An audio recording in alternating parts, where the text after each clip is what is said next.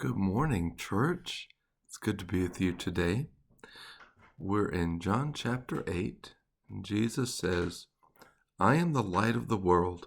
Anyone who follows me will never walk in darkness, but will have the light of life. So the Pharisee said to him, You are testifying about yourself. Your testimony is not valid. Even if I testify about myself, Jesus replied, my testimony is true, because I know where I came from and where I'm going. But you don't know where I come from or where I'm going. You judge by human standards. I judge no one. And if I do judge, my judgment is true, because it is not I alone who judge, but I and the Father who sent me. A couple things I want to talk about here. Number one, Jesus says, I am the light of the world. We know over and over again this theme of light and darkness is very prevalent in the Gospel of John. And we remember that the light shines in the darkness, John 1, and the darkness did not overcome it, cannot overcome it. And so when we walk by Jesus, even if the world perceives it as crazy or out of line or whatever, we know that we are walking in the one and only way of light, and that leads us into all righteousness. And so that we pursue that. His way might seem upside down to the world. It might seem insane, but it is in fact the only reasonable and sane way to go. So don't give up hope and don't quit doing what is good. And then we have this little bit about judgment again. We've encountered God's judgment and Jesus talking about how he judges before. But here, this is again a verse that can get us in trouble if we don't know how to handle it right.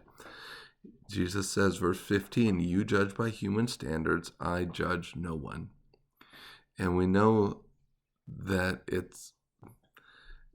we go, what? Because he's talked about how he judges before, judging with righteous judgment and those things. But I think to interpret that correctly, we have to go back to John chapter 3, when he says, For God did not send his Son into the world to condemn the world, but to save the world through him. Anyone who believes in him is not condemned, but anyone who does not believe is already condemned, because he does not believe in the name of the one and only Son of God. This is the judgment. The light has come into the world, but people loved darkness rather than the light, because their deeds were evil. And so we see that there's this self-condemnation that happens because the truth is evident and readily apparent. Romans 1, we should be able to look out at the world and at creation and understand that there is a good God and a good creator. But people reject the truth of the gospel, and reject Jesus' word that both he and the Father testify to, and whom the Holy Spirit reveals through his power as he makes our spirits come alive. And so Jesus can rightly say that he is not the one who judges, but that God also has given him the judgment. So how are both those things true?